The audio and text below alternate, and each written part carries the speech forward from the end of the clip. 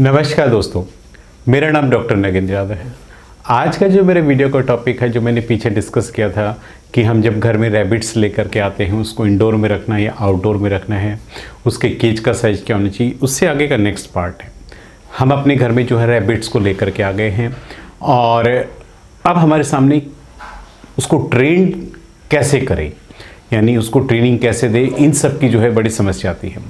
आज इस वीडियो में मैं कुछ पॉइंट्स ऐसे कवर करूँगा कि आप उसको ट्रेनिंग कैसे दे सकते हैं, दूसरा उससे बाथिंग से रिलेटेड टिप्स, और तीसरा कि आप मेल और फीमेल में कैसे आइडेंटिफाई करेंगे या किस एज में जा कर के जो है मेल और फीमेल को आइडेंटिफाई कर सकते हैं। देखिए, जब भी हम रैबिट लेकर के आते हैं तो सबसे पहले 24 आवर्स उसको बिल्कुल आप टच मत कीजिए, उसको केज में रहने दीजिए। 24 आवर्स के बाद जब वो थोड़ा सा नॉर्मल हो जाता है उससे बात करने की कोशिश कीजिए, उससे थोड़ा फ्रेंडशिप बढ़ाने की कोशिश कीजिए। फिर अपने हाथों से सब मॉर्निंग में अपने हाथों से उसको ट्रीट्स देने की कोशिश कीजिए, कुछ खिलाने की कोशिश कीजिए, ताकि उसके मन में जो थोड़ा बहुत डर है वो ख़त्म हो जाए। कम से कम 1 हफ्ता आपको जो है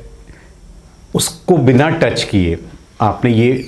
रूल्स फॉलो करना है कि अपने हाथों से केवल खाना देना है, ताकि उसके मन का जो डर है आपको देख करके जैसे वो डर के इधर भागता है वो ख़त्म हो जाए। जब आपका और उसके बीच की बॉन्डिंग थोड़ा स्ट्रांग होनी शुरू हो जाए तो उसको अपने, देखिए रैबिट्स में एक होता है, रैबिट्स को कभी भी सामने से टच मत कीजिए,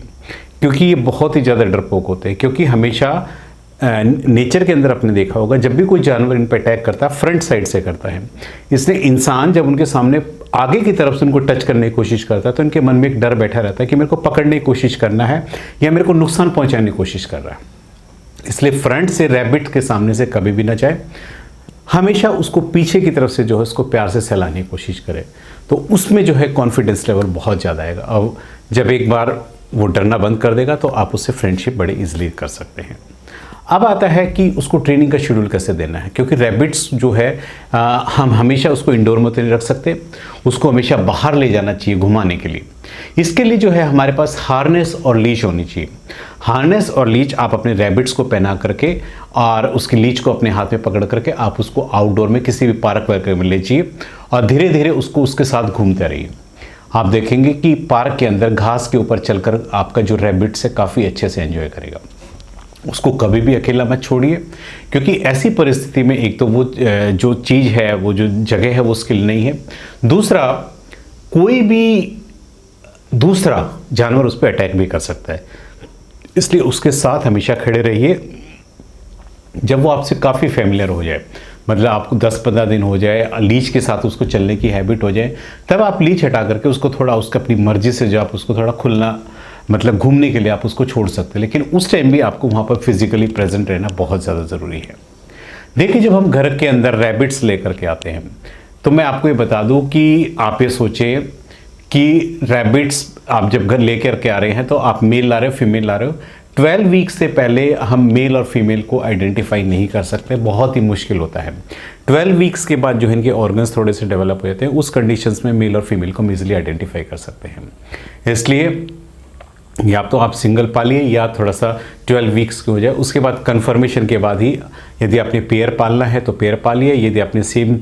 मेल मेल पालना है तो मेल लीजिए और फीमेल फीमेल है तो फीमेल लीजिए, या डिफरेंट आपने मेल फीमेल रखने हैं तो पार्टी कोशिश ये कीजिए कि आप उनको न्यूट्रल करवा करके रखिए, क्योंकि आपको पता है कि ये कम एज में जो है सेक्सुअली मैच्योर हो जाते हैं, इनमें ब्रीडिंग बड़ी फास्ट होती है। तो ऐसी कंडीशन में या तो आप मेंटली प्रिपेयर रहिए कि उनके जो बेबी होंगे उनकी केयरिंग कैसे करनी है, या आप उनको न्यूट्रल करा लीजिए, ऑपरेट करा लीजिए, ताकि इन फ्यूचर में उनके कभी बच्चे ना हो और आपके जो पेयर है उसकी आप अच्छे से केयर आप कर सकें। रैबिट्स को कभी भी नहलाना नहीं चाहिए। देखिए, भले ही वो कितना गंदा हो जाए, आपको कोशिश करना चाहिए कभी भी उसको पानी से नहीं नहलाना चाहिए, क्योंकि आपको पता है कि रैबिट्स की जो स्किन शाइनिंग करती है उसका एक रीज़न सी होता है कि रैबिट्स की बॉडी में से जो एक ऑयल सीक्रेट होता है, और यदि हम उसको नहला देते हैं तो वो उसकी बॉडी में से जो है वो जो ऑयल है वो सीक्रेट होना बंद हो जाता है और उसकी बॉडी में स्मेल आनी शुरू हो जाती है। इसलिए रैबिट्स को कभी भी बाथ ना दें, क्योंकि वो जो ऑयल है वो नेचुरल निकलता है और उससे उसकी फर में शाइनिंग रहती है। रैबिट्स अपने आप को जब क्लीन करते हैं तो उनका फर भी जो है शाइनिंग करता हुआ रहता है। और यदि आपको लगता है कि उनका जो पैर नीचे से बहुत ज़्यादा गंदे हो जाते हैं, या वो पोर्शन जहाँ से वेस्ट मटेरियल निकलता है एक्चुअली उसमें जो क्या है फीसिस वगैरह लग जाती है, तो उसमें आप क्या कर सकते हो, थोड़ा सा गुनगुना पानी लेकर के हल्का सा केवल उसके चारों पैरों को डिप करके या टेल वाले पोर्शन को डिप करके हाथ से हल्का हल्का सॉफ्ट करके उसको निकालने की कोशिश कीजिए। पूरा बॉडी को पानी मत डालिए, केवल उतने पोर्शन को ही जहाँ पे वो आपको लग रहा है थोड़ा वेस्ट है, सिंपल प्लेन पानी से आप उसको पानी में डिप कीजिए, हाथ से सॉफ्ट कीजिए और उसको साफ कपड़े से पोंछ दीजिए। तो इस तरीके से आप उसको क्लीन कर सकते हैं। ये रैबिट्स के लिए बहुत ज़रूरत है। इसके लिए थोड़ा मार्केट के अंदर जो है इनके ड्राई बाथ्स भी आते हैं, तो आप थोड़ा ड्राई बाथ भी यूज़ कर सकते हो, हल्का सा स्प्रे करके कपड़ा मार सकते हो ताकि उनकी बॉडी के अंदर कोई स्मेल ना आए। अगर आपको लगता है कि बहुत ही ज़्यादा उनकी बॉडी में से ऐसी स्मेल आ रही है कि आप रुक नहीं सकते हो, तो आप ये नेचुरल बाथ स्प्रे आप उस पर यूज़ कर सकते हैं। रैबिट्स का जो वैक्सीनेशन होता है 3 मंथ्स की एज पे होता है, इसलिए जब भी आप लाते हो रैबिट्स 3 मंथ्स के बाद आप अपने डॉक्टर, नियरेस्ट जो भी डॉक्टर, उसके पास जा करके अपने रैबिट्स को जो है वैक्सीनेट आप करा सकते हैं। रैबिट्स की डाइट का बहुत बड़ा रोल होता है। देखिए रैबिट्स को सबसे ज़्यादा तो हरी घास पसंद होती है, उसके अलावा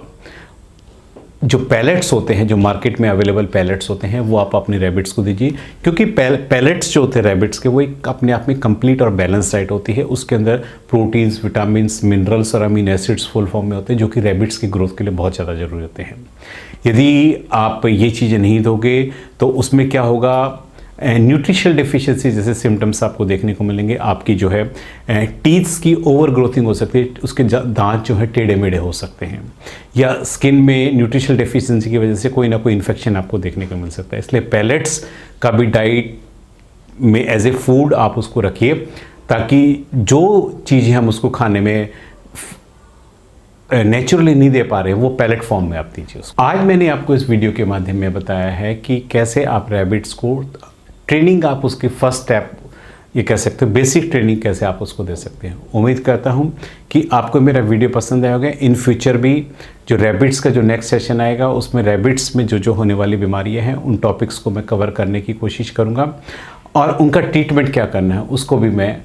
कवर करने की कोशिश करता हूँ। उम्मीद करता हूँ कि आपको मेरा वीडियो पसंद आया होगा। यदि आपको मेरा वीडियो पसंद है तो प्लीज़ मेरे चैनल को सब्सक्राइब कीजिए। इसके अलावा यदि आप लोगों ने रैबिट्स पाला हुआ है और रैबिट्स से रिलेटेड कोई आपके डाउट्स हैं तो मेरे व्हाट्सअप नंबर 9811061861, इस व्हाट्सअप नंबर पर आप अपनी प्रॉब्लम को शेयर करके रैबिट्स के बारे में आप कंसल्ट कर सकते हैं। Thank you very much.